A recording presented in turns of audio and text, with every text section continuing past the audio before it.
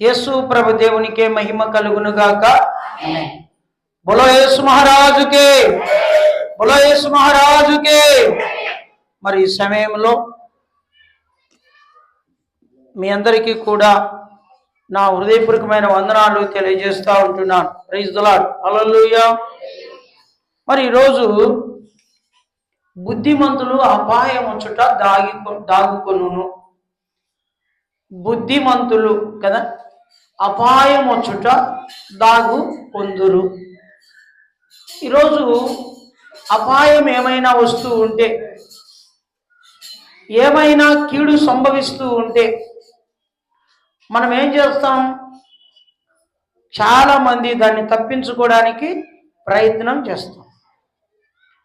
ఏదేమైనప్పటికీ మనం వెళ్ళే మార్గము సరైన మార్గము కాలేదు అనుకో, అక్కడ బాగలేదు ఆ యొక్క వాతావరణము అనుకోండి, మనం ఏం చేస్తాం? ఆ మధ్యలిక్కుడుగా వెళ్ళాం. ఎందుకంటే అపాయం వస్తుందని తెలిసినప్పటికీ అక్కడికి ఎందుకు వెళ్ళాలి? ఇప్పుడు ఏదేమైనా ప్రమేణ దేవుని బిడ్డలారా, ఒకవేళ మనం వెళ్ళే చోట మృగాలు కానీ, ఒకవేళ విషపురుగులు కానీ ఏమైనా ఉంటే దాని విషయంలో మనం ఏం చేస్తాం? అక్కడికి వెళ్ళకోకుండా మన ప్రాణాన్ని మనము కాపాడుకుంటాం. మరి ఒకవేళ ఒంటరిగా అడవిలో కానీ కొండలలో కానీ మనం ఉన్నామనుకోండి, ప్రమాదమైన ప్రాంతము ప్రమాదమైన స్థలాలలో మనం ఉంటే ఏం చేస్తాం?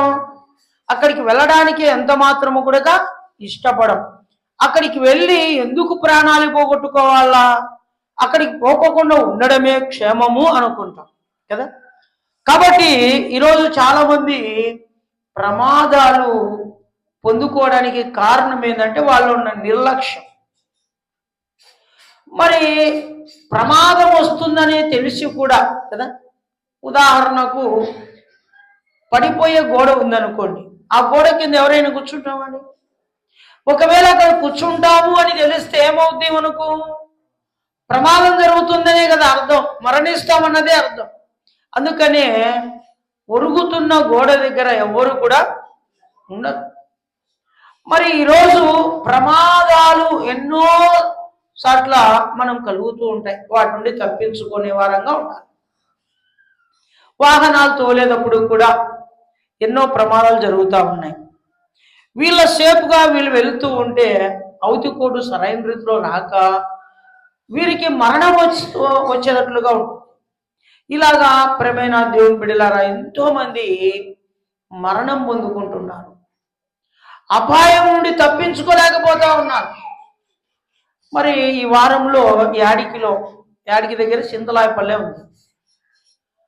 మరి ఆ ట్రాక్టర్ డ్రైవరు ఇంకొక ఆయన మరి కొండ ప్రాంతానికి వెళ్ళి రాళ్ళు వేసుకుందామని పోయినారు. పోతూ పోతూ ఒక మరి కుమారుణ్ణి తోలుకొని పోయినాడు వాళ్ళతో పాటు. ట్రాక్టర్ డ్రైవర్ కాకుండా ఇంకొక ఆయన. మరి అక్కడికి పోయిన తర్వాత అబ్బాయిని డ్రైవర్ సీట్లో కూర్చోబెట్టినారు. వీళ్ళు రాళ్ళు వేస్తున్నారు. వీడి 9 నెలల పిల్లలు. ఎన్ని ఏళ్ళు? 9 నెలలు, 9 ఏళ్ళు, 9 సంవత్సరాల అబ్బాయి. ఆ 9 సంవత్సరాల అబ్బాయి ఏం చేసినాడంటే, ఆ ట్రాక్టర్కు బీగాలు అట్లే పెట్టినారు. ట్రాక్టర్ ఆన్ చేసినాడు. ఆన్ చేస్తేనే కదిలేది ముందుకు వెళ్తా ఉంది. చాలా స్లో వెళ్తా ఉంది. వెళ్తూ ఉంటే మరి ఆ పిల్లగాడు తండ్రి ఏం చేసినాడంటే, అయ్యో నా కుమారుడు స్టార్ట్ చేసినాడే అని చెప్పి వెంటనే ట్రాక్టర్ ఎక్కినాడు. ఎక్కి ఆ బిడ్డను తీసుకున్నాడు, కొడుకును కిందికి దుక్కినాడు ప్రాణము రక్షించుకోవడానికి. ఎప్పుడైతే దుంకినాడో కొడుకు ఏం కాలేదు, కానీ తండ్రికి తలలో బలమైన గాయము, అక్కడ రాయి ఉన్నది, ఆ రాయి మీద పడినాడు. అక్కడికక్కడే స్పాట్లోనే చనిపోయినాడు. మరి ఏదేమైనప్పటికీ కూడా మరి కొడుకును రక్షించాలా అపాయము నుండి అనుకొని చివరికి తండ్రి తన ప్రాణాలను కోల్పోయాడు. కొడుకును రక్షించాలి. ఈరోజు మనం కూడా చాలా మంది మనం రక్షించుకుందాం అని అనుకుంటాం, కానీ ఇతరులను రక్షిద్దాం అనుకుంటాం, కానీ ఇతరులను రక్షించుకోలేక మనమే ప్రాణము కోల్పోతూ ఉన్నాం. చాలాసార్లు ప్రయాణంలో మనం చూస్తున్నాం, ఎన్నో యాక్సిడెంట్లు జరుగుతున్నాయి.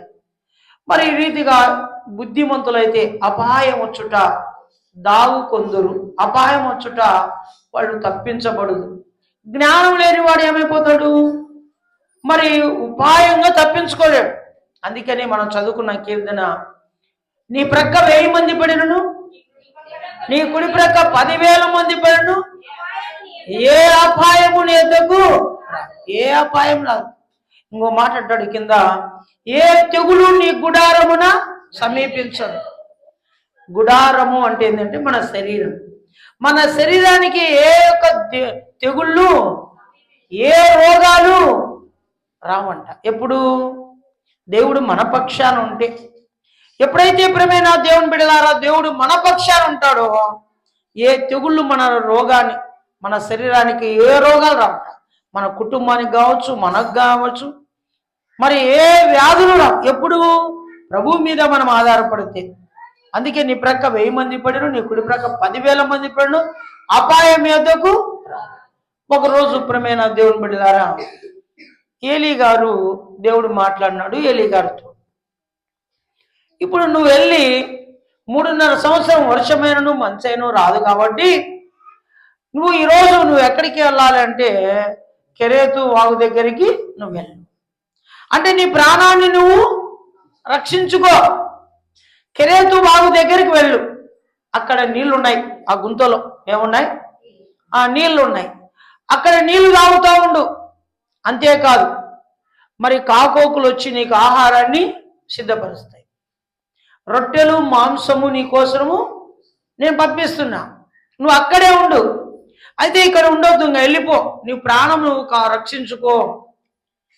ఈరోజు చాలామంది ఎందుకు బ్రతకాలంటే బ్రతకడానికి తినాలా, తినడానికి బతకాలా? బ్రతకడానికి తినాలా, కానీ కొద్దిమంది తినడానికి బతుకుతూ ఉంటారు. పొద్దున ఒకటి టిఫిన్, మధ్యాహ్నం ఒకటి, కానీ అన్ని స్పెషలే. ఇంకా తింటానే ఉంటారు. ఏమంట? ఇంకా ఆదివారం ఇది ఇరసంగా కంచాన్ని, ప్లేటును వదలను కూడా వదలం. విలువైన భోజనాలు కదా, ఎప్పుడు తింటానే. నేనేం చెప్తున్నానంటే బ్రతకడానికి తిందాం. మనం ఎందుకు తినాలంట? బ్రతకడానికి. అందుకని యేసుక్రీస్తు ప్రభుల వారు 40 రాత్రింబవళ్ళు ఉపవాసం ఉన్నాడు. అపవాది వచ్చి ఏమన్నాడు? ఏమయ్యా, నువ్వు దేవుని కుమారుడు అయితే ఈ రాళ్ళను రొట్టెలు చేసుకొని తినొచ్చు కదా, ఎందుకు ఇంత సమస్యలు పోతున్నావు? నువ్వు రొట్టెలు చేసుకొని తినొచ్చు కదా రాళ్ళని అంటే ఆ మాటకి ఏమన్నాడు? ఇంతకు యేసుప్రభుల వారిని ఆ మాట ఎందుకు అన్నాడు? ఒకసారి ఏమన్నాడు తెలుసా? మేము అబ్రాహం సంతానం, మేము అబ్రాహం సంతానం అంటున్నారు మీరు. అవసరమైతే రాళ్ళ గుడక నేను అబ్రాహం సంతానం పిల్లలు పుట్టించాను. అమ్మో, దేవునికి మహిమ కలుగును గాక. ఎవరికి పుట్టించాడంటండి పిల్లలు? రాళ్లకు కూడా ఎవరిని పుట్టించాడంట? అబ్రహాము సంతానముగా ఉండడానికి పుట్టించాడంట. ఇంకా రాళ్ల ద్వారానే పిల్లలు పుట్టిస్తే ఇంకా రాళ్ళను రొట్టెలు చేసుకొని తినడం ఇంకా ఏమి? తినొచ్చా తినకూడదా? తినవచ్చు. మనం ఏదనుకుంటే మన చేతిలో ఏ వస్తువు ఉన్నది రొట్టె కావాలంటే అయిపోయా కదా. కాబట్టి ప్రేమైన దేవుని బిడ్డలారా దీన్ని గుర్తుకు పెట్టుకొని ఏమంటున్నాడు? నువ్వు రాళ్ళను రొట్టెలు చేసుకొని తినొచ్చు కదా అన్నాడు. ఆ మాటకు యేసుప్రభుల వారు వాడిన మాట ఏందో తెలుసా? పలికిన మాట,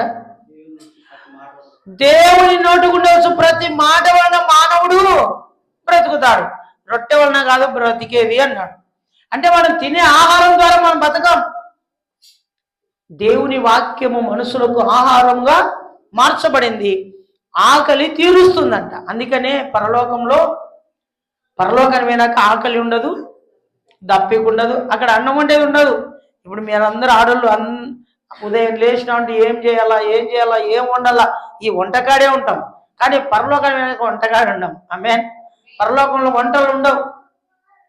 యేసుప్రభుల వారు మార్తా మరి ఇంటికి వచ్చినాడు. మార్తమ్మ ఏం చేస్తుంది అంటే యేసుప్రభు వచ్చినాడు మంచి మంచి వంటలు చేస్తుంది అంట. ఏమంట? మంచి మంచి వంటలు చేస్తుంది. ఈ మరియమ్మ ఏం చేసింది? మరి మార్తా మరియ కదా. ఈ మరియం ఏం చేసిందంటే యేసయ్య పాదాల దగ్గర కూర్చొని వాక్యం వింటా ఉందంట. వింటా ఉంటే ఈ మార్తమ్మ పని చేస్తున్నప్పుడు పని చేసుకోవాలి అంతే. కానీ యేసయ్య దగ్గర పోయి ఏమంటుంది తెలుసా? ఏమయ్యా నీకు చింత లేదా అని. ఏమంట? నీకు చింత లేదా? చింత ఎవరికి చింత? ఈ అమ్మకి చింతనా యేసయ్యకి చింతనా? ఈ అమ్మకి చింత ఉంది. ఏమని? చూడి యేసయ్య మరి మా ఇంటికి వచ్చి మరి మరియమ్మనేమో ఆ యేసయ్య పాదాల దగ్గర కూర్చుంది, నేనేమో పని మన భాషలో ఏమంటుందని ఇంటికి వచ్చిన నుండి పెళ్ళి అయ్యి ఆ కోడలు ఇంటికి వచ్చిన నుండి ఏం పని చేస్తాడ? చేసి కదా. ఇప్పుడు మార్తమ్మ ఎవరు చేయమన్నారు అన్ని వంటలు మరి యేసయ్య వచ్చినాడని చేస్తున్నావు. ఆ ప్రేమ ఉంటే చెయ్యి. కానీ యేసయ్య దగ్గర ఏముంటుంది? నీకు చింత లేదా? ఇంత కష్టపడతానే ఒక్కదాన్నే ఆయమ్మను పంపించచ్చు కదా కదా. నీకు చింత లేదా? కాబట్టి ఈరోజు వంటలు వండేది ఒకవేళ భూమి మీద ఎంత ప్రయాసపడి వండినా పరలోకాన్ని పోయినాక వంటలు గింటలు ఏముండవు. ఒకవేళ తినాలంటే దేవుడితో తినే ఆహారం దేవుడు సిద్ధపరిచింటాడు, తినవచ్చు అంతే. అక్కడ ఆకలి ఉండదు, అక్కడ దప్పిక ఉండదు, అక్కడ ఏడుపు ఉండదు, పళ్ళు కొనుక్కుంటా గొడవలు ఉండవు, ఇతరుల గురించి పితుర్లు చెప్పడం ఏంటి ఉండవు. అట్లాంటివి చెప్పాలన్నా కూడా ఉండవు. అట్లాంటి వాళ్ళు ఎవ్వరు కూడా ఉండరు. అక్కడ అంతా ఏం చేస్తుంటారు? దేవుణ్ణి మహిమపరుస్తూ దేవుణ్ణి ఆరాధిస్తూ ఉంటారు. ఇంతవరకు ఆరాధన చేసినా కదా. అట్టి ఆరాధన ఎప్పటికీ కూడా కాడ ఉంటుంది. ఇక్కడ ఒక 10 నిమిషాలు చేసినాం అనుకో, మైకు బాగా గట్టి పెట్టి ఆరాధన. ఏంద్ర ఇది ఇంత ఆరాధన అంటాం కదా. ఇదే ఆరాధన 24 గంటలు యుగ యుగాలు ఎప్పటికీ కూడా ఆ పరలోకంలో దేవుని ఆరాధిస్తూనే ఉంటాం. ఇంకా ఆకలి ఉండదు, దప్పి ఉండదు. 10 నిమిషాలు చేస్తేనే మనలో ఎంతో ఉత్తేజం వస్తుంది తెలుసా. 10 నిమిషాలు ఆరాధన చేస్తేనే ఎంత బరువు తగ్గిపోతుంది తెలుసా. ఎందుకో తెలుసా? మన సమస్యలన్నీ ఆయన మనం ఆరాధన చేసే మన సమస్యలన్నీ ఏం చేస్తాడు తెలుసా? ఆయన తీర్చగలిగిన వాడుగా ఉంటాడు. నీ కన్నీళ్లు తుడుస్తాడు, నీ బాధల నుండి విడుదలవుతుంది, మీ కష్టాల నుండి విడుదలవుతుంది. మీరు అనుకున్నదన్నీ దేవుడు సక్సెస్ఫుల్ చేస్తాడు. ఆమేన్, హల్లెలూయా. దేవునికే మహిమ కలుగును గాక. కాబట్టి ఈ రాళ్ళను రొట్టెలు చేసుకొని తిను అన్నప్పుడు దేవుడు ఏమన్నాడు? రొట్టెల వలన కాదు నాయన మానవుడు బతికేది, దేవుని నోటి గుండా వచ్చు ప్రతి మాట వలన మానవుడు బ్రతుకుతాడు. ఇప్పుడు ఏలియా గారికి భూమి మీద బ్రతకాలంటే అన్నం తినాల. బ్రతకాలంటే భూమి మీద అన్నం తినాల. ఒక రోజు అంతా ఉండగలం అన్నం తినకుండా, మళ్ళీ మరుసటి రోజైనా ఆకలి పుడుతుంది తినాలా అని. కానీ కొద్దిమంది ఆకలి కాకుండా కూడా ప్లేట్లో వండినారు కదా పెట్టుకొని తిందామంటారు. పెట్టుకుంటే అది నోట్లోకి పోదు. ఆకలి అయితేనే తినాల. ఆకలి కాకుండా టైం అయింది తిందామని ఉండకూడదు కదా. కాబట్టి ఇప్పుడు ఏలియా గారికి నిన్ను మరణం నుండి తప్పించుకోవడానికి, శరీర మరణం నుండి తప్పించుకోవడానికి ఆహారం ఎంతైనా అవసరం. ఇప్పుడు ఎక్కడికి వెళ్ళాలని? ఓ కెరేతు వాగు దగ్గరికి నువ్వు వెళ్ళావు. ఆ కెరేతు వాగు దగ్గర నువ్వు కూర్చో. అక్కడ బాగా చల్లగా ఉన్న ప్రదేశంలో కూర్చొని అక్కడ తింటా ఉండు, నీళ్లు తాగుతా ఉండు, రొట్టెలు మాంసము తిని తాగుతుండు. మరి మిగతా టైంలో ఏం చేయాలా? దేవునికి ప్రార్థన చేయడము, దేవుని ఆరాధించడం, దేవుడు ఇచ్చినందుకు థ్యాంక్స్ చెప్పడం. ఇదే చూడండి. 1వ రాజుల గ్రంథం 17వ అధ్యాయం, 1వ రాజుల గ్రంథము 17వ అధ్యాయము 3వ వచనం.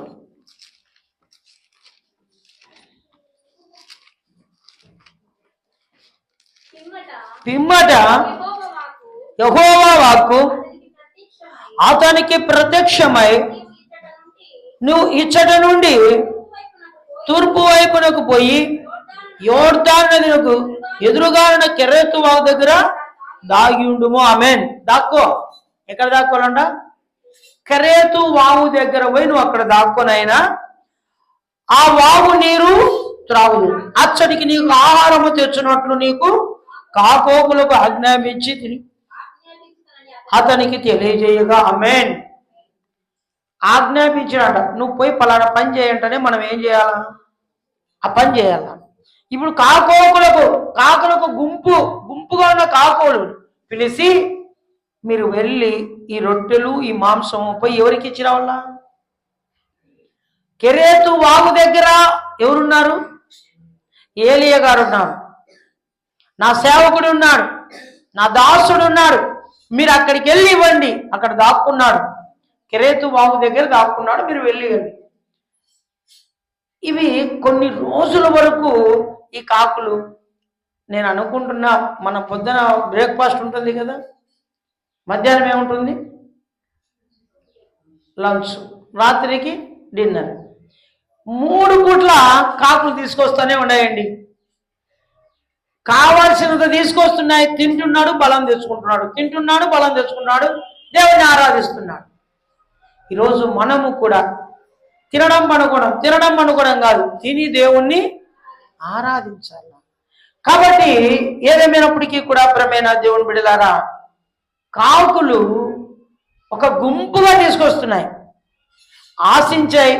ఆశిస్తూ ఉంటాయి కాకులు కదా. మనం తిన్న ప్లేట్లలో తిన్న తర్వాత ఆ నీళ్లు కడిగి బయట చల్లుతాం. చల్లినప్పుడు ఎవరు వస్తారు? కాకులు. అవి అరుచుకుంటూ కావు అని వచ్చి అవి తింటాయి కదా, ఏరుకొని తింటాయి. అంటే ఎంగిలి మెతుకులు, ఎంగిలి ఇస్తరాకులు తినేటివి ఇప్పుడు తినకోకుండా నోరు కట్టేసుకొని ఎవరికి ఇస్తున్నాయి? దేవుని సేవకునికి ఇస్తా ఉన్నాయి.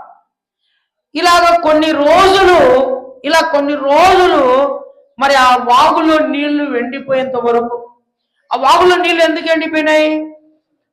వెరీ గుడ్, సుధాకర్ బాగా చెప్పినాడు. వర్షము రాక మరి అక్కడ ఉన్న వాగులో నీళ్లు ఏమైపోయినాయి? ఎండలకు, ఆ ఎండకు గాలికి ఏమైపోయినాయి? ఎండిపోయినాయి, ఆరిపోయినాయి, ఇంకా లేవు అక్కడ. కాబట్టి ప్రియమైన దేవుని బిడ్డలారా, మరి ఏదేమైనప్పటికీ కూడా ఈ సమయంలో దేవుడు మనతో మాట్లాడుతున్నాడు. మనం కూడా మరి అపాయంలో ఉన్న మరి ఉపాయంగా మనము ఎన్నోసార్లు తప్పించుకునే వారముగా ఉండాలి. అపాయంలో పడిపోకూడదు. చాలా మంది అపాయంలో పడిపోయేవారు ఉన్నారు. మరి మరణం వచ్చేటప్పుడు తప్పించుకునే వారంగా ఉండాలి, కానీ ఆ మరణం వస్తే మనలే అనే యొక్క దుమ్ముధైర్యంగా ముందు నిలబడే వారంగా ఉండకూడదు. ఎక్కడైనా గొడవ జరుగుతుంటే ఆ గొడవకి ఏం చేయాలి? మనం దూరంగా ఉండాలి, దగ్గరికి వెళ్ళకూడదు. మరి వాళ్ళకు జరిగేది కొన్ని సందర్భాల్లో కీడు మనకే జరగవచ్చు. అందుకనే అటు ప్రదేశాలకు మనం ఎప్పుడు కూడా వెళ్ళకూడదు. మరి కెరేతు బాగు దగ్గర మరి బుద్ధిమంతుడు కాబట్టి ఏలియా గారు దేవునికి లోబడినాడు కాబట్టి ఆ ఏలియా గారిని దేవుడు ఏం చేసినాడట? మరి కాపాడినాడు, రక్షించినాడు. అంతేకాదు, ఏమైనప్పటికీ కూడా ప్రియమైన దేవుని బిడ్డలారా, ఇక ఇశ్రాయేలు ప్రజలు బానిసత్వంలో ఉన్నప్పుడు మరి వారి కోసం ఒక నాయకుడిని పుట్టించాలని దేవుడు నిర్ణయించినాడు. వాళ్ళకు ఒక నాయకుడు కావాలని, మంచి నాయకుడు, నమ్మకమైన నాయకుడు కావాలని దేవుడు ఎన్నుకున్నాడు. ఆ ఎన్నుకున్న ఆ నాయకుడే మోసే. ఆమేన్. ఆ నాయకుడు ఎవరండి? మోసే. మరి ఏమైనప్పటికీ చూడండి, బైబిల్ గ్రంథంలో నిర్గమాకాండము 2వ అధ్యాయము, నిర్గమాకాండము 2వ అధ్యాయం 2వ వచనం. ఆ స్త్రీ గర్భవతి అయి కుమారుని కని వాడు సుందరుడుట చూచి 3 నెలలు వాడిని దాచెను.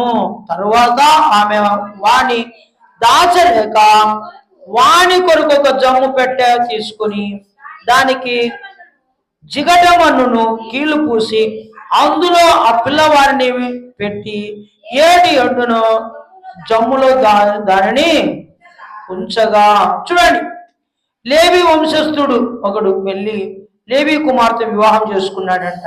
అయితే ఆ స్త్రీ గర్భవతి అయింది. ఆ స్త్రీ గర్భవతి అయి ఉండగా ఏమైందంట? ఆ రోజుల్లో రాజు ఏం చెప్పాడంటే, ఫరో ఎవరైనా కానీ మగ పిల్లలు పుడితే ఎక్కడ ఏం చేయాలంట? పురుట్లోనే చంపేసాడు. మంత్రసానులు చెప్పినాడంట. ఆ మంత్రసానులకు ఇప్పుడు ఎక్కడైనా పిల్లలు పుడుతున్నారంటే ఎవరికి తెలుస్తుందంటే మంత్రసానులకి. ఆ రోజుల్లో ఈ రోజుల్లో ఎవరు తెలుస్తుందంటే డాక్టర్లో తెలుస్తుంది కదా. మరి ఎవరు మంత్రస్నానం దగ్గరికి ఈ రోజుల్లో ఎవరు పోవడం లేదు. అంత డాక్టర్ల దగ్గరికి హాస్పిటల్ చుట్టే తిరుగుతూ ఉన్నారు. వేలు వేలు లక్షలు ఖర్చులు అవుతూనే ఉన్నాయి. ఆ రోజుల్లో మంత్రస్నానులు మరి సాధారణమైన కాన్పు చేసేవాళ్ళు. మరి మంత్రస్నానులను పిలిపించి రాజు చెప్పినాడు, ఎక్కడైనా మగపిల్లలు పుడితే పురుట్లోనే చంపేసేయండి, ఇంకా ఏం ములాదు లేదు దాంట్లో, ఇది నా ఆజ్ఞ అంతే. చంపిన తర్వాత మంత్రస్నానం మీదకి ఇంకెవరు కూడా వెళ్ళారు. ఎందుకు? ఎవరు చెప్పినారని? రాజు చెప్పినాడని. అయితే ప్రియమైన దేవుని బిడ్డలారా, ఏదేమైనప్పటికీ మంత్రస్నానం నిలుచుకోకుండానే కదా, ఏదేమైనప్పటికీ కూడా ఈ తల్లి కుమారుని కనింది. కుమారుడు కన్న తర్వాత ఎట్లా ఉన్నాడంట? కుమారుడు చాలా సౌందర్యవంతుడుగా ఉన్నాడంట. సౌందర్యవంతుడు అంటే చాలా అందంగా ఉన్నాడంట. చూస్తానే ఆ అబ్బాయి ఎంత అందంగా ఉన్నాడంటే అంత. ఇంకా అబ్బాయిని చంపలేక తల్లి ఏం చేసిందంట? జమ్ముపేటలో ఎన్ని నెలలు పెట్టుకుంది ఇంట్లో? 3 నెలలు.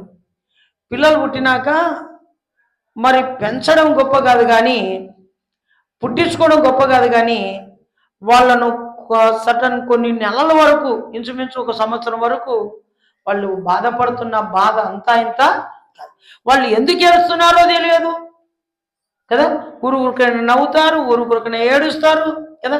వాళ్ళు నిద్రపోరు, మనకు నిద్ర రానియరు. అవునా కదా? అది పుట్టించుకున్నట్టులో తెలుస్తుంది. దీనికంటే వద్దే వద్దు అనుకుంటారు చాలా మంది కదా. ఈ పుట్టించుకోవడం వద్దు, ఇంత బాధపడడం వద్దు కదా. కానీ భర్త మాత్రము ఏం ఎరగంటాడు, మధ్య నిద్రపోతుంటాడు, బయట పోయి అట్ట తిరిగి వచ్చి అంటాడు.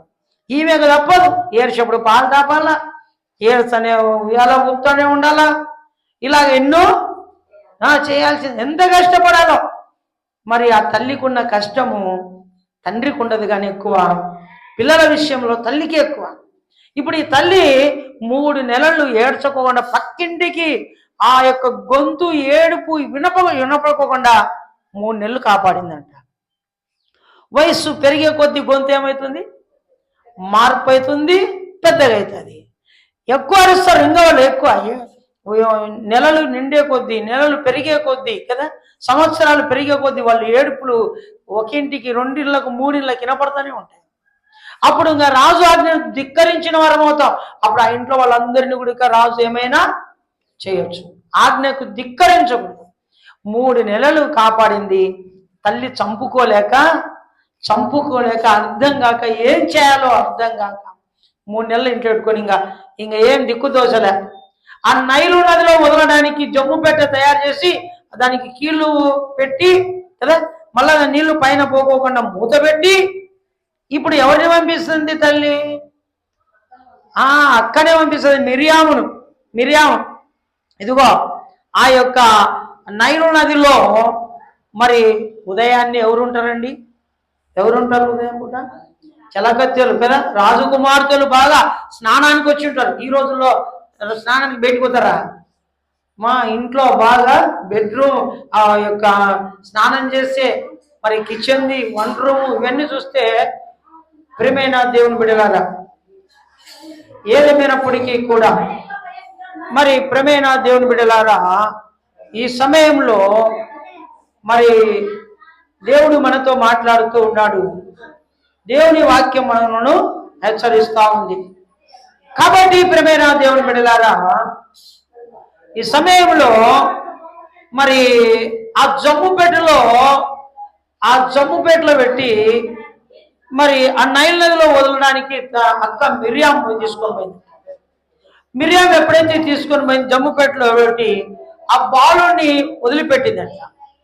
ఎప్పుడైతే ప్రియమైన దేవుని బిడ్డలారా వదిలిపెట్టిందో ఎవరు తీసుకుంటారా అని చూస్తూ ఉందంట. ఏమంట? ఎవరు తీసుకుంటారా అని ఎదురు చూస్తూ ఉంది. అయితే ప్రియమైన దేవుని బిడ్డలారా, ఏదేమైనప్పటికీ కూడా మరి అప్పటికే రాజు కుమార్తె వచ్చి స్నానం చేస్తూ ఉంది. మరి స్నానం చేస్తున్నప్పుడు ఎంతో మంది ఉన్నారు ఆమెతో పాటు కూడా. వెంటనే మరి నీళ్ళలో మునిగి అలా చూస్తే వెంటనే దగ్గరికి వచ్చేసిందంట ఒక పెట్టె. ఆ పెట్టె వస్తూ ఉంది. ఆ పెట్టె ఏందబ్బా అని కదా, ఆ పెట్టె ఏదబ్బా అని చూస్తున్నప్పుడు ప్రియమైన దేవుని బిడ్డలారా, ఆ పెట్టె చూస్తున్నప్పుడు ఆ పెట్టెలో ఎవరున్నారంట? ఆ పెట్టెలో ఎవరున్నారంట? పిల్లోడు ఉన్నాడు. ఆ పిల్లగాడు ఎట్లున్నాడంట? చాలా అందంగా ఉన్నాడంట. చాలా అందంగా ఉన్నాడంట. మరి అబ్బాయిని తీసుకొని ఇంటికి తీసుకున్నాడు కదా. చూడండి, మరి మోసేకి మరణం వస్తుందని చెప్పి చంపాలి కాబట్టి, రాజు ఆజ్ఞ కాబట్టి అపాయం రాకోకుండా ఏం చేసినారంట? ఆయనను మోసేని కాపాడి, మిరియాం కాపాడింది. అది దేవుని నిర్ణయం, అది దేవుని యొక్క నిర్ణయం. కాబట్టి మరి ఈ సమయంలో చూడండి, బైబిల్ గ్రంథంలో హెబ్రీయులకు రాసిన పత్రిక 11వ అధ్యాయము 23వ వచనం. హెబ్రీయులకు రాసిన పత్రిక 11వ అధ్యాయము 23వ వచనం.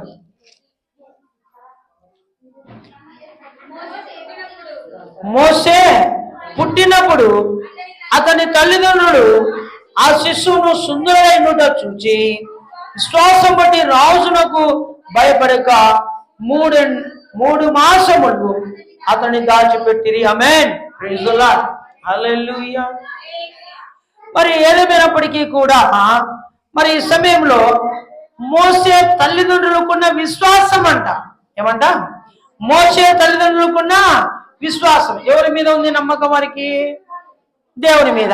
దేవుడు ఎప్పటికైనా నా దేవుడు నన్ను కాపాడుతాడు, నా బిడ్డను ఎప్పుడైనా నా దేవుడు రక్షిస్తాడు. కాబట్టి మరి సమయంలో ప్రేమైన దేవుని బిడ్డలారా, మరి ఏదేమైనప్పటికీ కూడా మరి దేవుడు మనందరినీ కాపాడేవాడుగా కాపాడుతాడు, కానీ ఎవరిని కూడా శిక్షించే దేవుడు కాదు. అయితే మరి ఈ సమయంలో ప్రేమైన దేవుని బిడ్డలారా, ఎవరంట? మోసే తల్లిదండ్రులకున్న విశ్వాసం అన్న. మోసే తల్లిదండ్రులకున్న విశ్వాసం, మోసే తల్లిదండ్రులకున్న నమ్మకం ఎవరి మీద? యేసు ప్రభువుల వారి మీద వారికి ఉన్న నమ్మకం అండి. ఆ నమ్మకాన్ని బట్టి దేవుడు మరి మోసేని ఏం చేసినాడంట? కాపాడి. మరి ఈరోజు మోసేను కాపాడడానికి కారణం ఏదంటే మోసే తల్లిదండ్రులకున్న విశ్వాసం. మరి మీ విశ్వాసం, మీరు నమ్మకం. మీరు అందరు కూర్చున్నారు, వాళ్ళందరూ లేచినారు అంటే మీరు ముందర ఉన్నారని వాళ్ళు వెనకాల ఉన్నారనే కదా. అదేం కాదు, కానీ మరి కొన్ని విషయాల్లో మనం కూడా అపాయం వచ్చినప్పుడు వాళ్ళని ఏం చేసినారు? వారి మరణాన్ని వారు కాపాడుకోవడానికి దేవుడు వారికి జ్ఞానం ఇచ్చాడు. వాళ్ళలో ఒకరు ఎవరు చూడడం ద్వారా వాళ్ళు కొద్దిమంది ఏమైపోయినారు ఇప్పుడు మరి ఈ సమయంలో మరి ఆ పాము కాటు నుండి వాళ్ళు తప్పించబడినారు. అంటే కారణం మరి మీలో ఉన్న మరి విశ్వాసం ఒకటి. మీరు చూసినారు దీని ద్వారా కీడు వస్తుందని మరి మీరు అనుకున్నారు కాబట్టి ఆ కీడు రాకోకుండా దేవుడు మిమ్మల్ని తప్పించినాడు. మరి ఏదేమైనప్పటికీ కూడా మోసే ఎట్లా ఉన్నాడంట? మోసే ఎట్లున్నాడండి? కొద్దిమంది పిల్లలు ఎట్లుంటారంటే చాలా అందంగా ఉంటారండి. వాళ్ళు ఏడ్చినా అందంగా ఉంటారు, నమ్మినా అందంగా ఉంటారు. ఎట్లా ఉంటారంటే అట్లా ఉంటారు. కొద్దిమంది మరి వాళ్ళు ఏడిస్తే అందం అంతా కోల్పోతారు. వాళ్ళు ఏడిస్తే అందం అంతా, అరే నువ్వు ఏడ్చొద్దురా అంటారు. వాడు ఏడుచున్నాడు కదా, ఎవరు ఏడ్చొద్దురా నువ్వు అంటారు కదా. కొద్దిమంది ఏడుస్తుంటే బాధపడతాం, కొద్దిమంది అదే పని ఏడిపిస్తారు. మా భార్య నా కొడుకును అదే పని ఏడుసాలని వాడిని రోజుకు కనీసం అంటే 10 సార్లు అన్న వాడిని కొడతాను. వాస్తవం ఇది. 10 సార్లు వాడు ఊరికనే ఏడ్చాడు. వంగ ఏమనుకుందే నేను చూస్తా ఊరుకుంటా. నేను నిన్న దినంలో చూద్దాం తట్టుకొని స్కూల్కి రెడీ అవుతున్నారు. ఉదయకాలంలో ఇద్దరు కొట్టుకుంటున్నారు. పాపేమో సన్న కొడుతుంది, వాడేమో బిస్సు కొడుతున్నాడు. పక్కలోనే ఉండా నేను. ఓహో, నేను లేకున్నప్పుడు ఇట్లా జరుగుతుంటాయేమో అనుకున్నా. నేను లేకున్నప్పుడు ఇలా జరుగుతుంటాయేమో అనుకున్నా. ఎట్లా కొడుతున్నా అంటే వాడు బెల్ట్ తీసుకుంటాడు, చేత్తో కొడతాడు, కాలెత్తుతాడు. ఎంత భయంకరంగా అంటే అంత భయంగా. ఆ బాబా చూడునైనా అంటది, నాకు నవ్వు వస్తా ఉంది. చూడునైనా అంటే నాకు నవ్వు వస్తుంది. ఎంత మేము కూడా చిన్నప్పుడు మా తమ్ముడిని కొట్టాలని రాకలమని తీసుకుంటాడు. మా చెల్లెల మీదకి ఆ తమ్ముడి మీదకి వాళ్ళు అల్లరి చేస్తుంటే కొట్టడానికి ఆక్రమణ తీసుకుంటే కొడతాంటి. మరి ఏదేమైనప్పటికీ కూడా కొన్ని సందర్భాల్లో ఏటు పడింది అనుకో ఎట్లుంటుంది, అపాయమే వచ్చేది కదా. కాబట్టి ఏదేమైనప్పటికీ అపాయం వచ్చేటప్పుడు మనం ఏం చేయాలా? ప్రారంభంలోనే చెప్పినాం, మరి పాములు అట్లాంటివి ఏమైనా ఉన్నాయి, మృగాలు ఉన్నాయంటే ఏం కావాలంట? దూరంగా ఉండాలని లేదండి.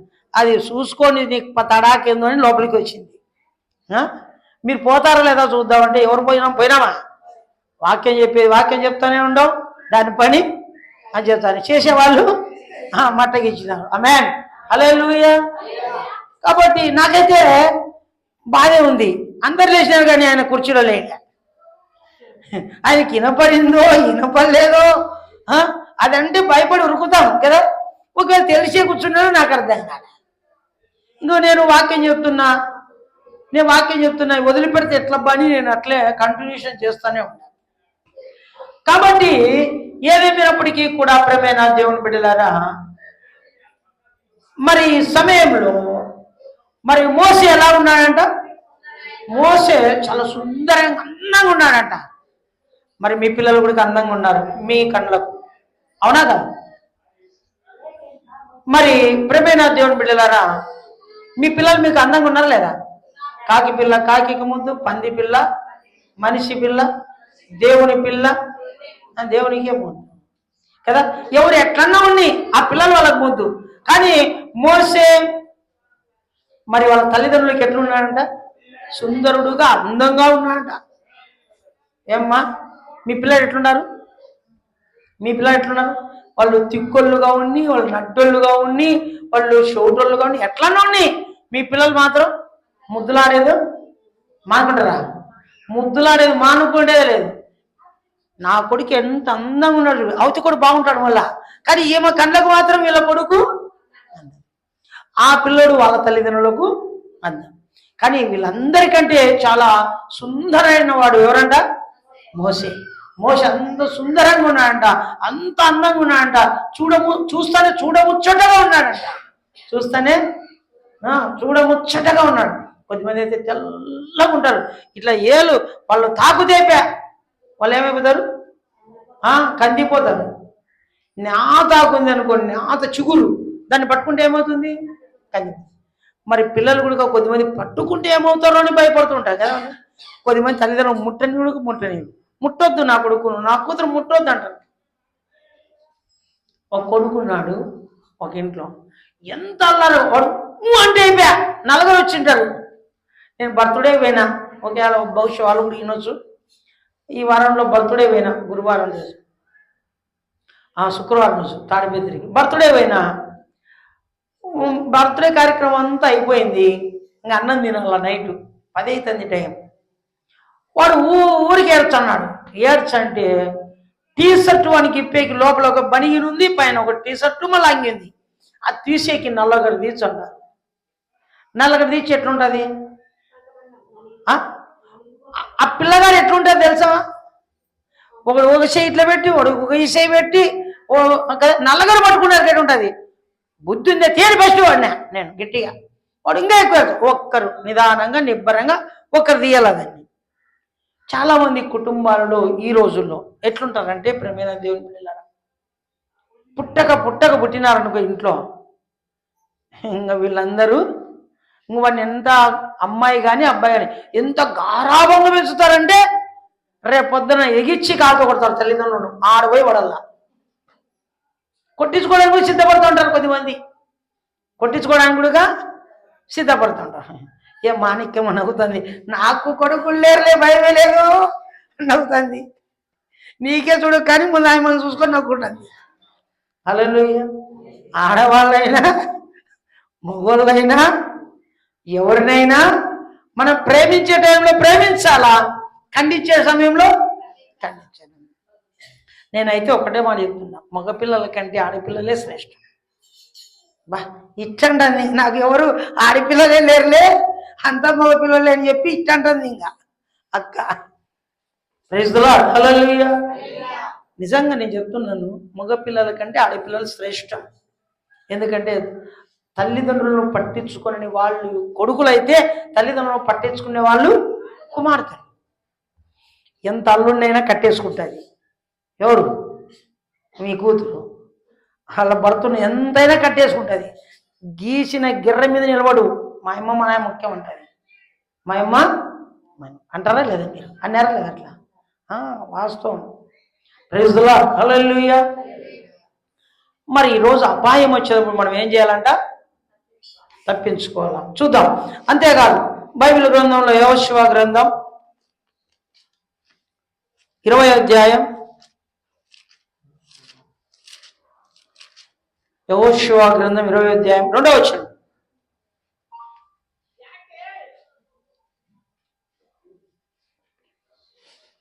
యెహోషువ గ్రంథము అంటే ద్వితీయోపదేశకాండం పక్కలోనే, ఎక్కడక్క ఫస్ట్ ఇక్కడ ఆదికాండం 5 కాండాలు అయిపోతేనే దాక్కొని ఉంటుంది. 22వ వచనం, 20వ అధ్యాయం 1వ వచనం. ఎట్లానా? ఇశ్రాయేలుతో ఇట్లానము, తెలియకయే పొరపాటును ఒకరిని చంపిన నరహంతకుడు పారిపోటకు నేను మోషే నోట మీతో పలికించిన ఆశ్రయపురములను మీరు ఏర్పరచవలను. హత్య విషయమై ప్రతి హత్య చేసిన వాడు రాకపోవునట్లు అవి మీకు ఆశ్రయపురమగును. ఆమేన్. ఒకరిని చంపిన తర్వాత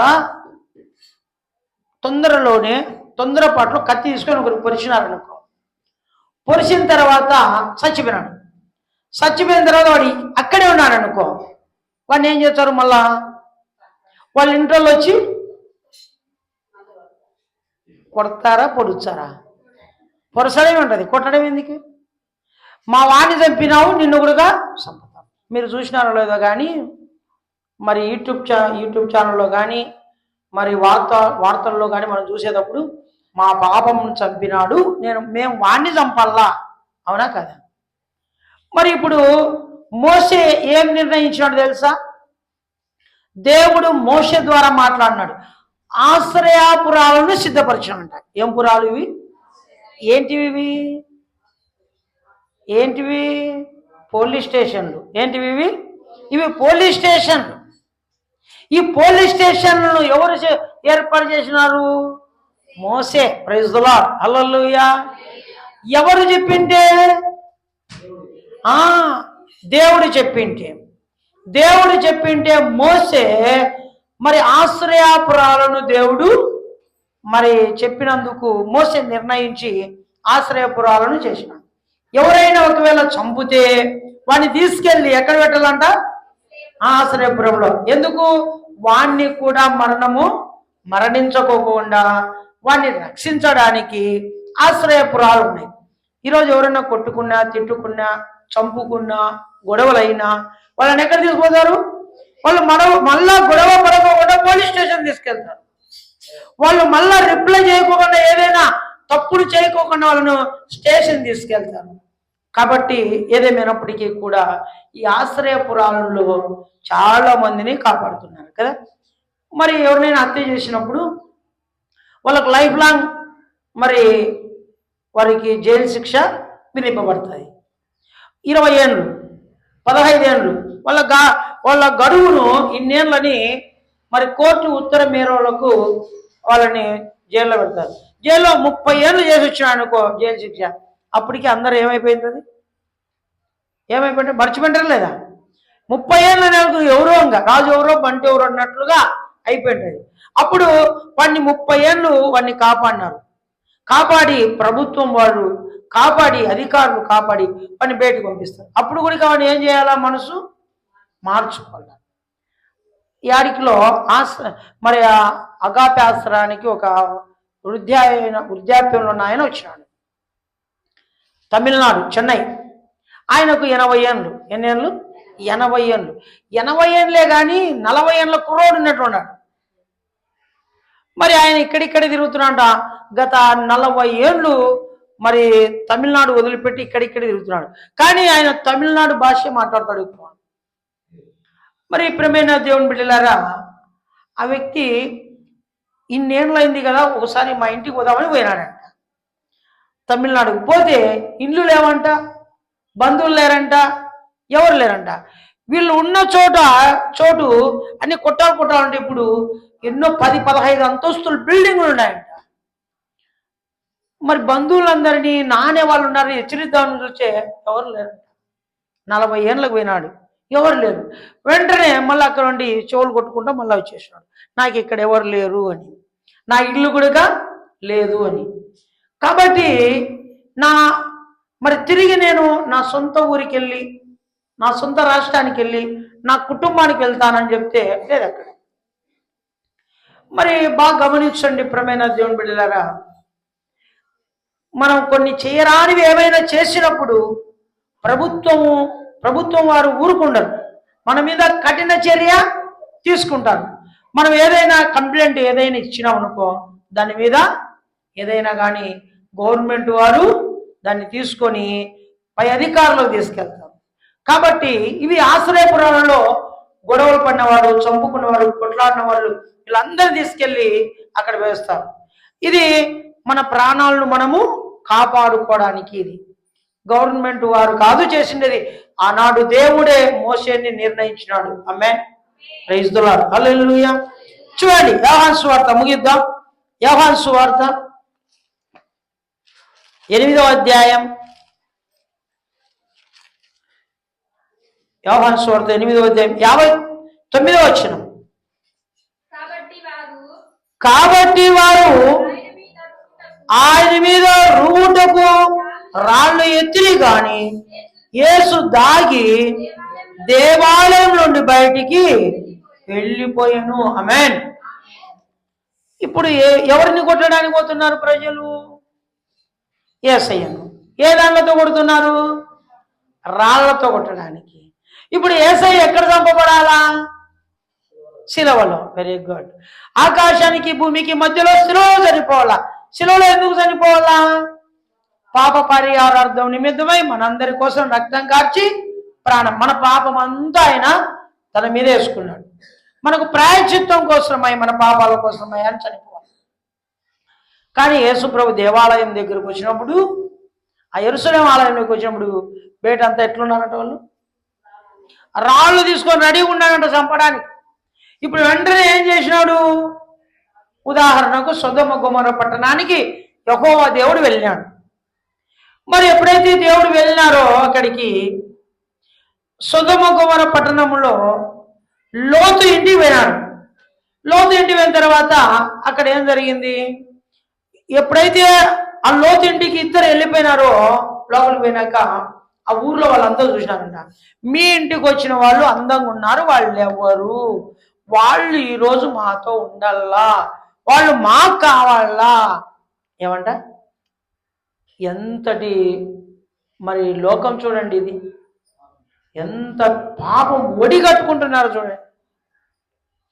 వాళ్ళు మాకు కావాలన్నప్పుడు ఈ లోతు ఏమన్నాడు?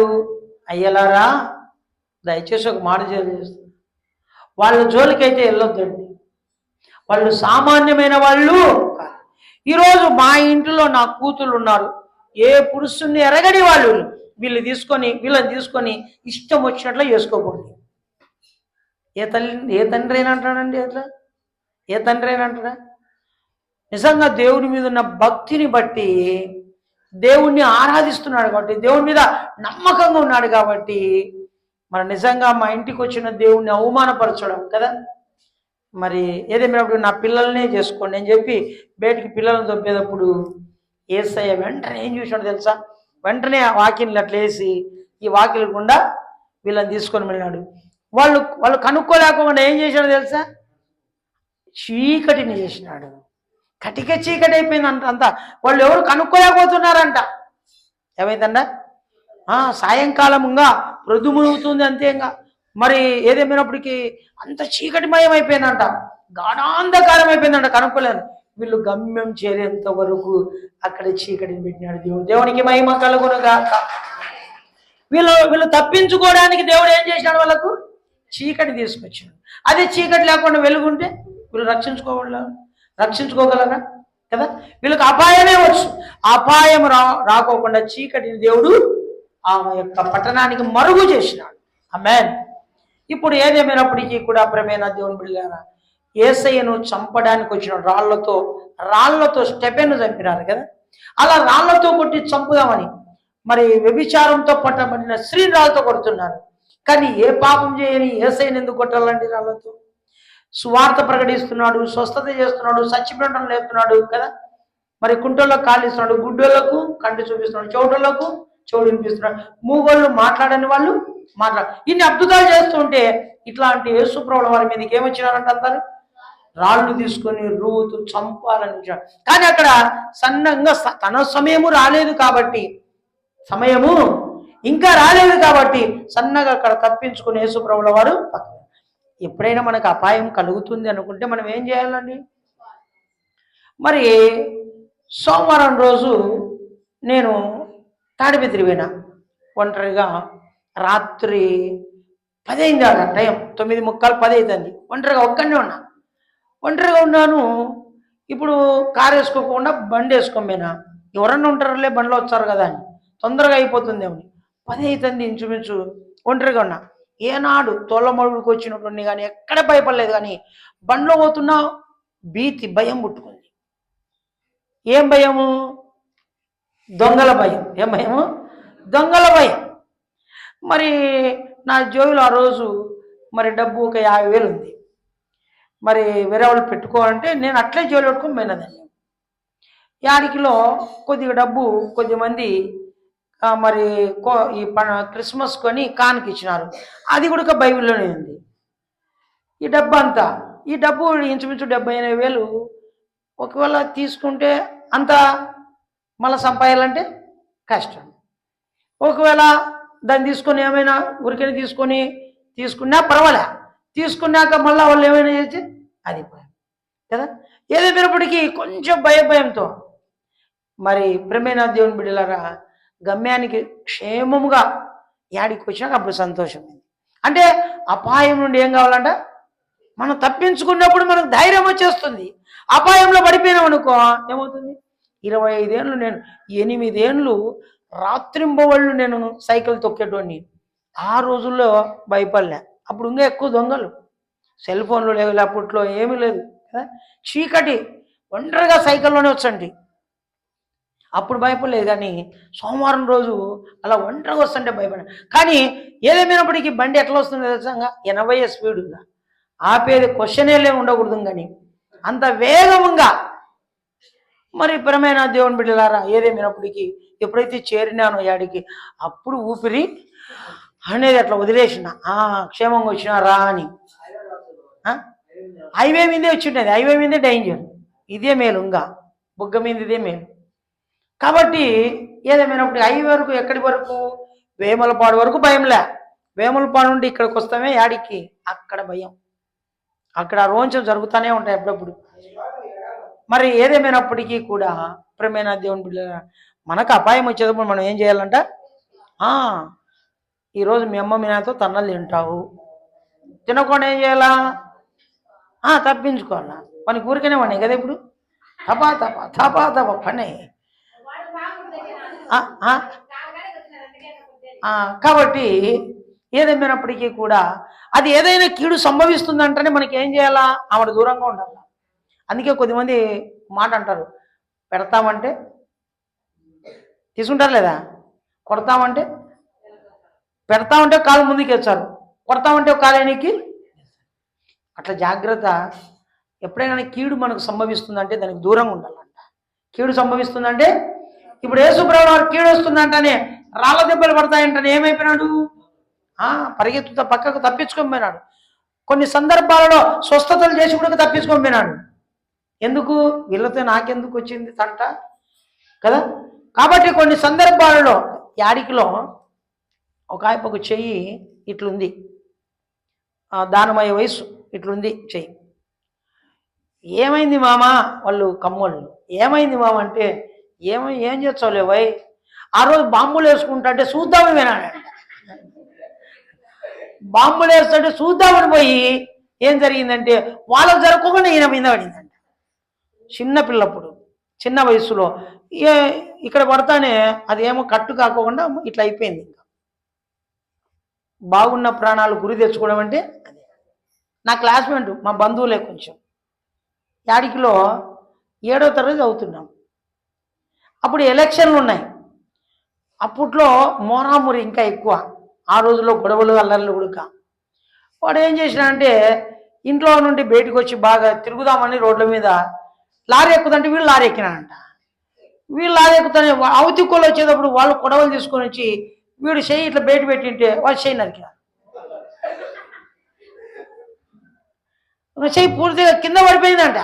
నా చెయ్యి నా చెయ్యి అంటే ఎంగాడుంది చెయ్యి. బహుశా వాళ్ళు కూడా వింటారు ఈ వాక్యం. వాళ్ళ చెయ్యి పడి కింద పడిపోయింది. ఇంకా లారీ వాళ్ళకి చెప్తా ఉంటారు, నా చెయ్యి పోయింది, నా చెయ్యి, నీ చెయ్యి ఎక్కడ పోతా లేరంటే ఎంగేనుంది, కింద ఎగురుతా ఉంది.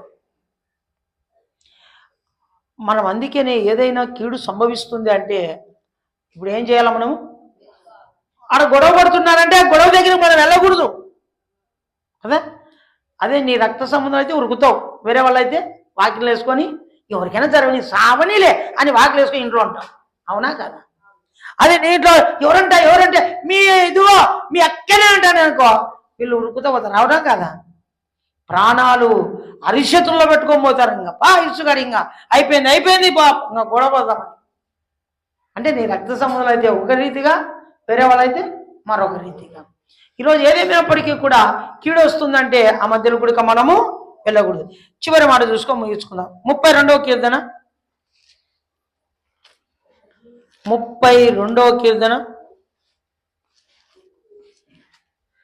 7వ వచనం. నా దావు చోటు నీవే, శ్రమలో నుండి నీవు నన్ను రక్షించదవు, విమోచన గానములతో నీవు నన్ను ఆవరించదు. ఆమేన్. మనందరినీ క్రీస్తు దాచిపెడతాడంట. ఏంటంట? యేసుక్రీస్తు ప్రభువు మనందరినీ దాచిపెడతాడంట. ఎక్కడ దాచిపెట్టుకుంటాడు? ఒక మాట బైబిల్లో యెషయా గ్రంథం అంటాడు, నా అరిచేతిలో నేను నిన్ను చెక్కుకొని ఉన్నాను. నీ ప్రక్క 1000 మంది పడిన, నీ కుడి ప్రక్క 10,000 మంది పడిన అపాయం మీదకు. అందుకనే ఇక్కడేమన్నాడు? నా దాగు చోటు నీవే. మనందరికీ దాగు చోటు ఏదంట? యేసయ్యే. శ్రమలలో ఏమంట? శ్రమలలో నుండి నీవు నన్ను కష్టాల నుండి, శ్రమల నుండి, ఇరుకుల నుండి, ఇబ్బందుల నుండి, అవమానం నుండి, బాధల నుండి కదా, మరణం నుండి దేవుడు ఏం చేస్తాడంట? నిన్ను నన్ను రక్షించే దేవుడుగా ఉన్నాడు. మనందరము కాపాడబడాలి. ఆమేన్. ఇక ఏమంటాడు? విమోచన గానముతో నీవు నన్ను ఆవరించదు. దేవుడు రోజు మనల్ని తన రెక్కల కింద భద్రపరుచుకుని ఆవరించి కాపాడేవాడుగా ఉంటాడు. ఈరోజు ప్రియమైన దేవుని బిడ్డలారా, మరి బుద్ధిమంతుడైతే అపాయం వచ్చుట దాగి తన ప్రాణమును కాపాడుకుంటాడు, అపాయం రాకోకుండా తప్పించుకుంటాడు. బుద్ధి లేని వాడైతే అపాయం తెచ్చుకుంటాడు. మరి ఎప్పుడు తన్నలు తింటానే ఉంటారు. కొద్దిమంది తన్నలు తింటానే ఉంటారు. ఎందుకు? వాళ్ళ జ్ఞానము బుద్ధి లేకనే తనలు తింటానే ఉంటారు. అదే బుద్ధి కలిగిన వాళ్ళు ఏం చేస్తారు కదా, వాడిని కొట్టి కూడా ఏం కొట్టలేనట్లే ఎరగనట్లు ఉంటారు. అట్లాంటి వాళ్ళు కూడా ఉండరు లేదా? మీ ఇంట్లో మీ పిల్లలు అట్లే ఉంటారు. ఏమి నా కొడుకు ఎంత మంచోడో, నా కూతురు ఎంత మంచిదో అనుకుంటాం. నా కూతురు మంచిది, నా కొడుకు చెడ్డ అనుకుంటాడు. వాడే కొడుతుంటాడు, ఇలాంటి అమ్మాయే కొడుతుంటది కదా. మనం ఎవరినైతే మంచోళ్ళు అంటామో వాళ్ళే ఎక్కువ ముందు ఉంటారు, కానీ మన ముందు నటిస్తూ ఉంటారు. అవునా కదా? మీ పిల్లల్ని ఒకసారి గుర్తు చేసుకోండి. మరి ఏదేమైనప్పటికీ కూడా అపాయం వచ్చేటప్పుడు ఉపాయంగా మనం తప్పించుకునే వరంగా ఉండాలి. మరి బుద్ధిమంతులైతే అపాయం నుండి తప్పించబడతారు, బుద్ధిహీనులైతే అపాయంలో పడిపోతారు. మన బుద్ధిమంతులమా, బుద్ధిహీనులమా, జ్ఞానవంతులమా, అజ్ఞానులమా, దేవుని బిడ్డలమా, లేదు సైతానికి సంబంధమైన వాళ్ళమా? ఒకసారి మనం పరీక్షించుకొని దేవుళ్ళ ముందుకు వెళ్దాం. దేవుడి మాటలు ఆచరించను గాక. ఆమేన్. God bless you.